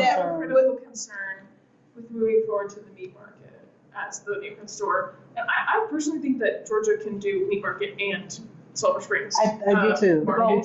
She's already doing the market. Yeah. But it's I think it's just a matter of, can she dedicate some of her funding from this to help promote the Sulphur Springs market, because she is like the produce vendor at that market. So I don't think providing supplementing the farmers market changes the layout too much, because the farmers market it's something that's on the weekends and it's going to be there and she's individually, but we're not adding it to a current food access point. I think that was the target of what we were trying to accomplish. Gotcha. Okay, so leave that out of the grant. Is that what you're saying? Okay. I think based on the time frame, right? Because she only has until, is it 2 more months, or what's the timeline for the mini grant? We didn't put it in. We kind of said you kind of just need to be. We didn't really put it in. Until the funds run out. I Until the think funds run out. for practical purposes, we shouldn't rely on, Georgia's fulfilled her mini grant. She did. Yeah. So I think that all of this, we can't assume that she'll do it. We need to confirm if she wants to at the Acre Summit or some earlier. But where it says, so initiative 1, healthy neighborhood corner store, secure meat market. One of our goals, secure meat market as a neighborhood store. Objective, who's gonna do it, all of that. Georgia may or may not be the person who does it. Yeah, and at the Acre Summit, that's kind of what we're gonna be fleshing out, is who wants to do what and when is it due. But what we are hoping for you guys before the Acre Summit is to have this mostly fleshed out, so that way you can make targeted asks of people, and that way you know who to recruit. So for example, if we're gonna stick to the Sulphur Springs neighborhood, which it seems like we are, the Seed Folk kids are very involved in that. Georgia mentioned them, so we should do what we can to get them in the room. And then Charlie Adams yeah, is Charlie very Adams, involved. We right. get him in the room. There's a bunch of our partners that work in that area. Layla's Garden and the YMCA, they're kind of in that area. They need to be in the room. What we want through this process is to identify what the steps and the tasks are, so that way you all can say, oh, I know someone who does that. Let's get them to come to the Acres Summit. Does that make sense? Cool. So you said, sorry, just to confirm, Layla's Garden, the Sulphur Springs Market, and what was the third? 813. No. The Seed Kids? Yeah, Seed Folk Kids, yeah. Seed Folk Kids, yeah, I'm sorry. Seed Folk. So our objective for the next phase would be to ask our friends, like the three we identified, if they want to continue on with the next phase. Well, they're not involved really right now. Georgia is like your service right. provider. Yeah, yeah. But what this is kind of separate. It's similar, but it's separate. Okay. Because these are your bigger goals. Okay, yeah. these are my bigger goals. Yeah. And so like, within the Healthy Neighborhood Store Initiative, I believe there was a goal to identify a community champion, right? Wait a minute, I'll tell you. I have it right here. Yeah. Oh, you got it? Okay. Yeah, it's on the screen. And so That could be Georgia, or that could be someone else. And so that needs to be on the work plan. Okay. Because right now the only goal we have written down is secure meat market. Okay. So should that be like a Number 2. Item 2. Item down here at 2. Objective 2, yeah. Objective. Is it objective or is it the initial goal? I mean, what would it be? Initiative? No, it's an objective, and then the action item is to. I'm wondering if this format's a little funky. Let me see.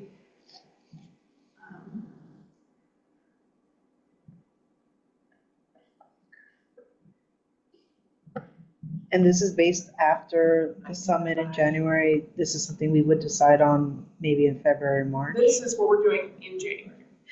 No. I'm sorry. The champion. Identify the champion after. You don't have to wait until that. Okay. But like that is kind of the purposes of the January summit, is to fill see in who's all these, interested. who's going to do it, and put timelines on it. But hey, if you do something before that, we are not going to be upset. Yeah. You can certainly do it earlier and Georgia's moving right now, moving on this project. So that this could be done by the time we get there, in which case like I said, we're finalizing this at the Acre Summit. So you can say done, check, awesome, and move on to the next one. Okay. So we need to identify a champion. Do we have any, I guess invite the state. Then the stakeholders? action would be to invite. Yeah, so the way that the format is that there's one initiative, several objectives, and then each of those objectives have action items, time frames. So it's kind of confusing because there's A little different. yeah. so basically on all the way to the left, Sav, is just initiative name and then the goal. So the name can be Healthy Corner Store, and then the goal can be to establish a Healthy Corner Store in Sulphur Springs. Okay. So we call it Healthy Corner Store, but the goal, this is your stuff, so you should clarify whether that's what the verbiage you want. And then the objective would be, identify store, host event, recruit a champion, those kind of things. Let me see if I can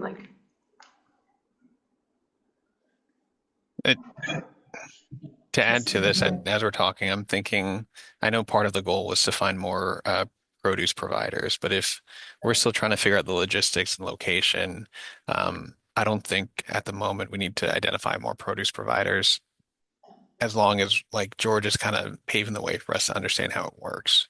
Because then if we incorporate others, then it's going to be a lot of logistics that we're trying to figure out. And so maybe that objective kind of falls later on when we look at the sustainability piece of all this and what it means to be a produce provider, what their responsibility is, and et cetera. Like phase 2 type of thing. Okay. Yeah. Because I think it would be great, and I think that's ideal if Yeah. like the meat market has multiple produce providers, so it's different streams of food procurement. But I don't think introducing that right now would be the easiest way for us to figure out how it works. Maybe the best objective would be following up with the fresh access folks. I mean, I don't know if they already accepted the meat market, but following up to see as another source of promoting the program.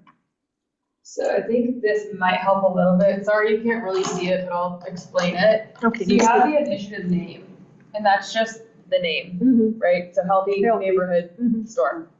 Then you have your overall goal, which is, I think to establish a healthy neighborhood store in Sulphur Springs. And then you have your objectives, and then each of your objectives have action items. And then what we're hoping to do at the Acre Summit is to write names.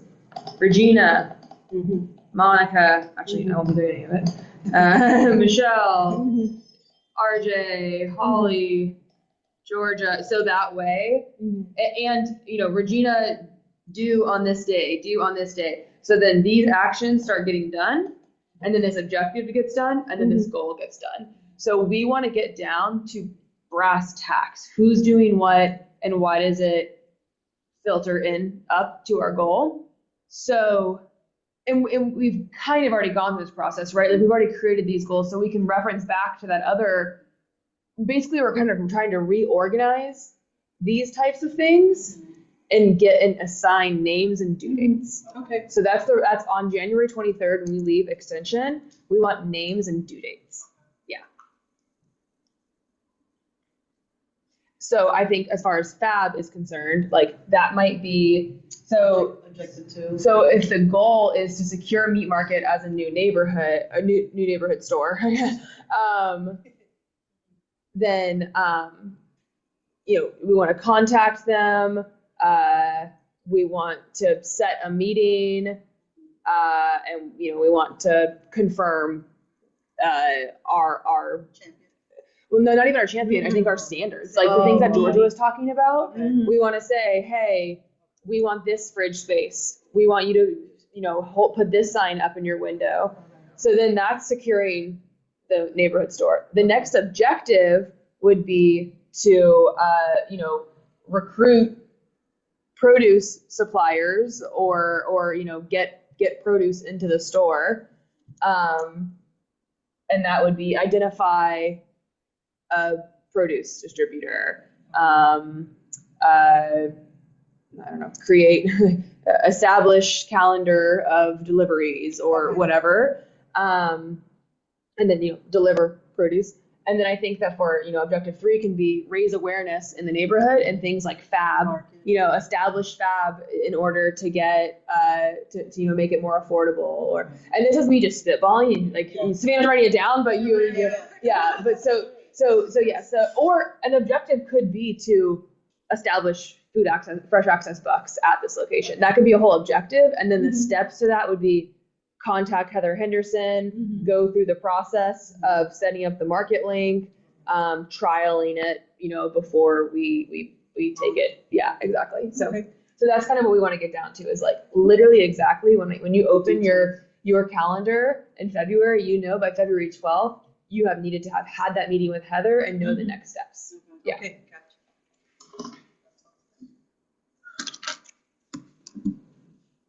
What do you want to see in here?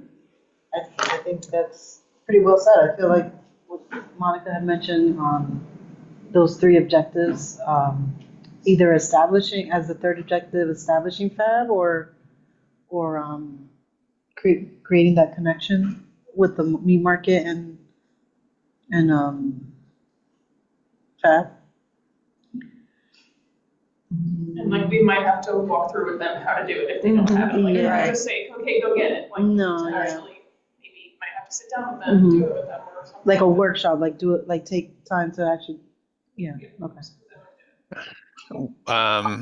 One thing I think that would be helpful and that I would like is having some kind of like, we use the term implementation guide, but some kind of like one pager product that tells the store like this is what we can provide, this is what we expect, kind of like the MOU that Georgia was saying, Right. but Well, I was also going to ask, some Yeah. what is that? sharing something that like we can also provide these materials. Like if they needed racks or display signs, we have the funding to be able to, in this partnership, provide that. I think it's kind of hard for all of this to fall in Georgia to kind of set the expectation of what the partnership is and what we expect because I it's crazy to think that the owners had such a hard time communicating with their associates. So if we have a guide that talks about like what it means to provide produce, what's the expectations, how you frame it, I don't know what we would call that because it wouldn't just be an MOU, it would be like all the other things as well. Kind of like a manual or a, you know what I mean?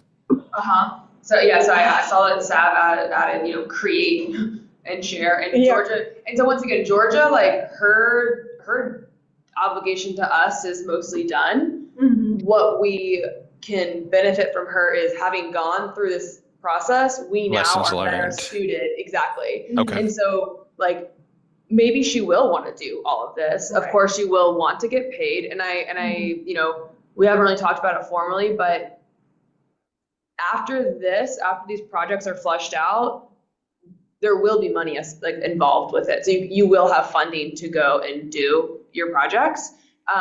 And so, so that understanding how much it cost her to do that kind of stuff, I think is really basically her mini grant just kind of helped us shed light on whether this is even possible or not. I think the answer is yes, it is possible, but it's maybe not easy.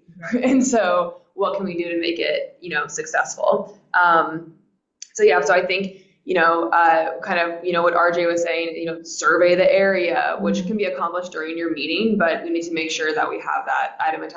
Who's responsible for writing down, taking pictures, like specifically whose name is in that box. So that way we don't get back from our meeting and go, nobody took photos. We forgot what it looked like. We didn't measure how big the racks are. We didn't get, Georgia's back on. Hey, Georgia, can you hear us? We're speaking of you. Okay. Yes, good. I wanted to get back on because even though I'm driving, I sent a message, but then I realized I could just get on the Zoom. I wanted to ask if we could get, I guess, a solid answer or clarity on who to talk to about do we want to pivot to, it sounded like everyone was a little bit more in favor of the meat market versus the Springs market. Mm-hmm. I just got back on the meeting, so I did not hear That's so funny. a ton.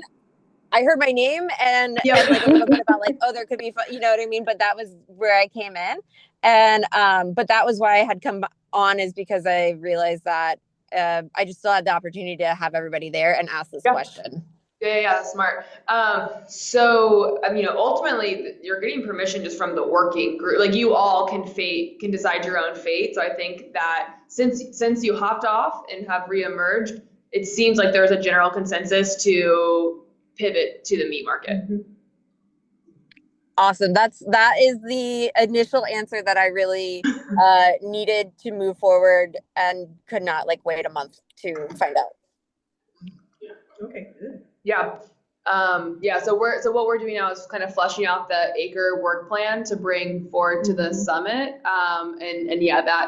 That came up, and RJ made a lot of really good points about why the meat market might be obviously the whole conversation we've already had. So it seems that now that our leaders have decided that seems like a good step. Awesome. Thank you. Sorry for interrupting. I just wanted to make sure we could move forward. Cool. No, glad you hopped back on.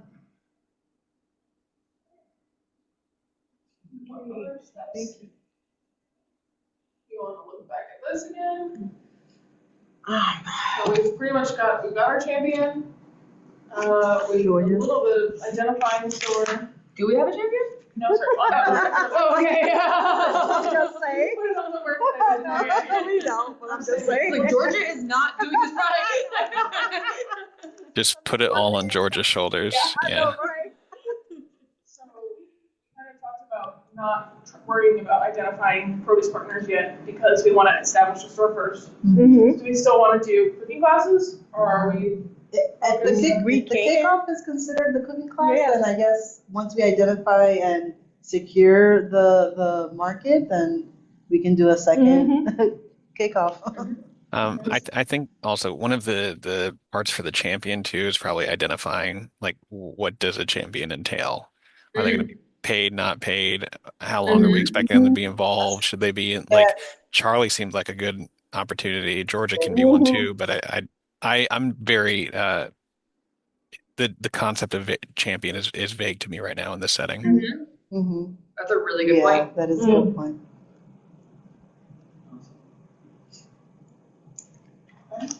We're identifying champion, inviting stakeholders, defining champion, what it entails. How are we going to And establish? determine whether that person will be a paid person. That's a lot of time they're going to spend. So we want to make sure that they are either, that's going to be the question. Hours. Yeah. And so maybe it's like create a job description. A PD, or- a position description, yeah. PD, okay. Yeah. Right. Yeah, so create And then create position PD for the champion. I'm good at those PD.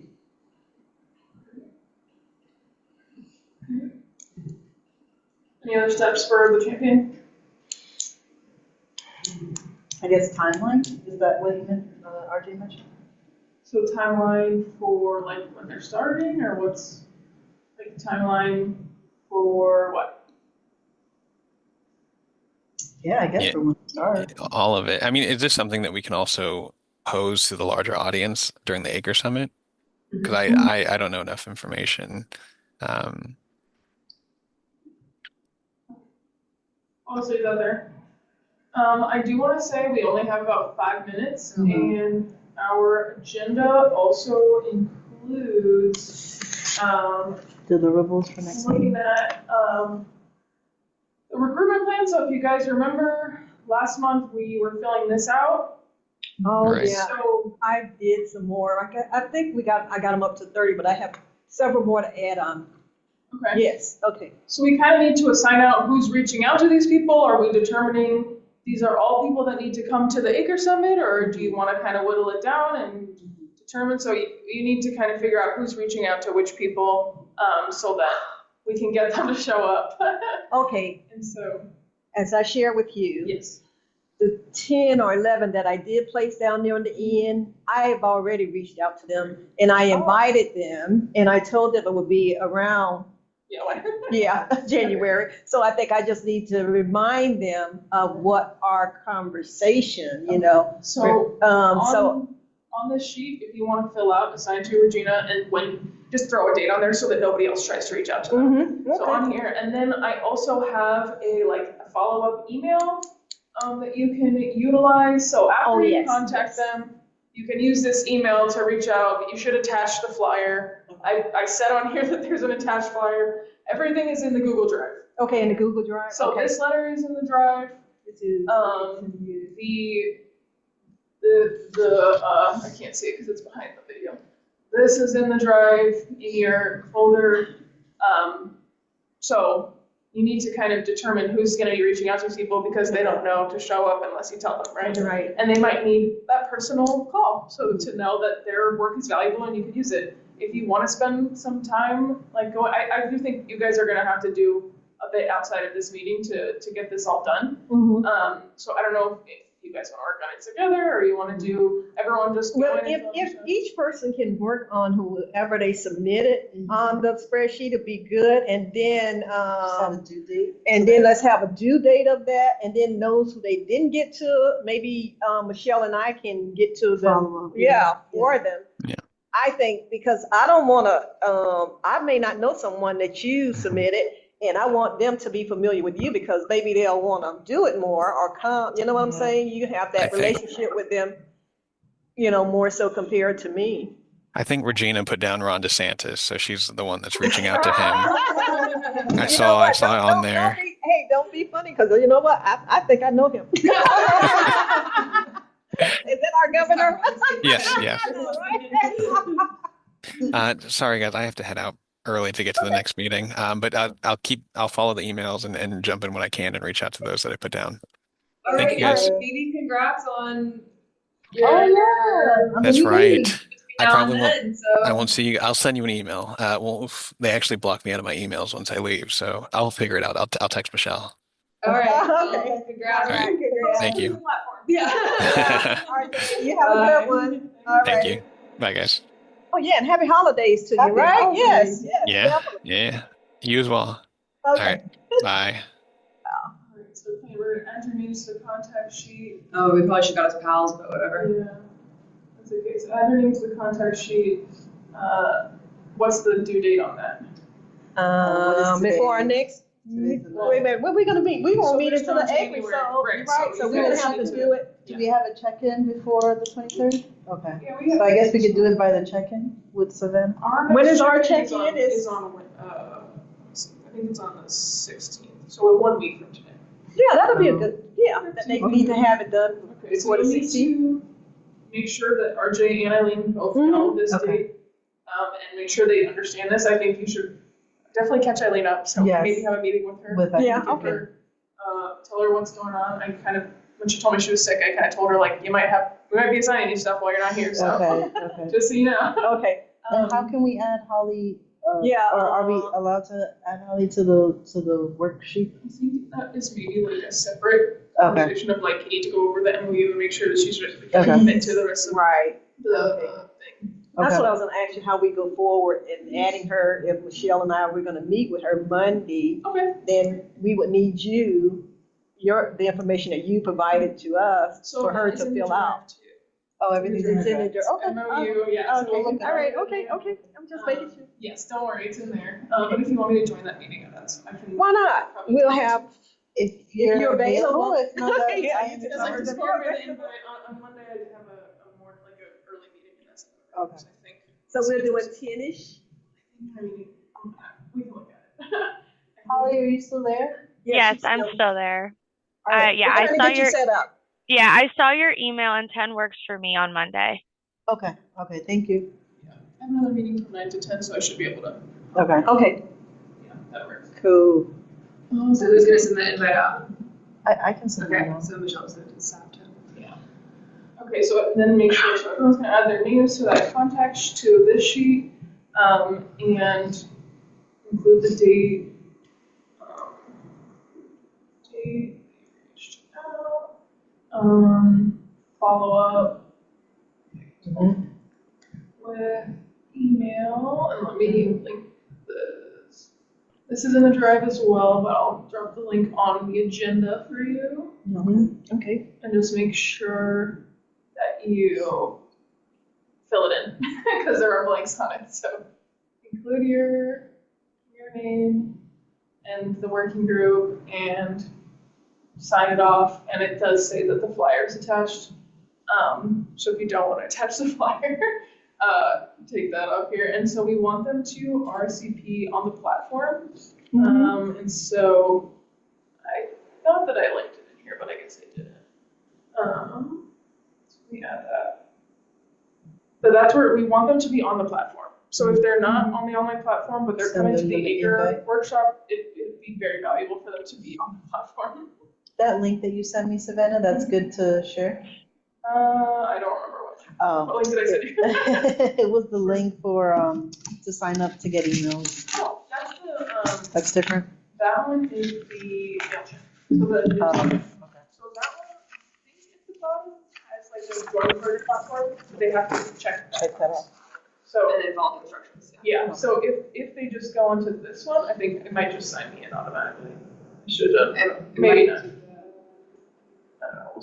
No, yeah, it just logs me right in. Okay. So normally this Here, will, right click on it yeah, and see if you, never mind, whatever, we're out of time. yeah. So it should like tell them to join the platform if they're not on it already. Okay. Okay, so we need to do that, and then for the Acre Summit, you guys need to have a slideshow. So that's kind of how you're going to present your work plan to the attendees. So you'll have to you guys want to create it together, or you want to do, I don't know, however you guys want to do it. Yeah. Based on what we have Based done on the work today. plan. And you should finish them. Not that you guys should do a little bit more work on the work plan. I don't think it's complete. It's fleshed out, yeah. Yeah, I think that you should spend a little bit more So time. Michelle and I, we can get together and do that. Yeah. Okay, so the work plan you have on the drive as well, Yeah. right? Okay. Because mine, I tried to keep up with some of the things, so I was having errors go here, there, so, yeah, So on the hard copy. if you go to the just December agenda, I've linked everything in here. Okay. So the work Okay. plan, the recruitment plan, the follow-up email, Okay, perfect. those are all. The slideshow, Cool. should we give them the HH template for the slideshow? Oh. Probably. Yeah, yeah, Okay, so I'll just make like a link. Yeah. And then link it here for you. That'd be great. Okay. So you can use our template. Okay, all right. But yeah, so the slideshow will be based off of your work plan. Okay, And then we'll talk about it next week in our check-in. yes. Should we evaluate or leave that for next time? That's another thing. Yeah. To December. Wow, December. I know, wow. Okay. Regina, what did you rate this meeting participation 1 through 5? 5. Michelle? So since Eileen wasn't here, does that count as participation? Is that what? I would Or is say that that not- you didn't have full participation because she wasn't here. I'll say a 4. Oh, really? Wait Just- a minute, I thought with just the ones that was I think here it's on kind the, of- you know. Like what- that's yeah. I think it's more based off of like. The group? Who's here? Oh. Okay. I would say 4 since she wasn't here. I'm gonna look at Monica, I'm looking at her, she's like, don't ask. I'm not in it. I think yes. Okay, all right, I'm gonna keep my 5. Keep it 5. All right. And did we accomplish what we wanted to accomplish?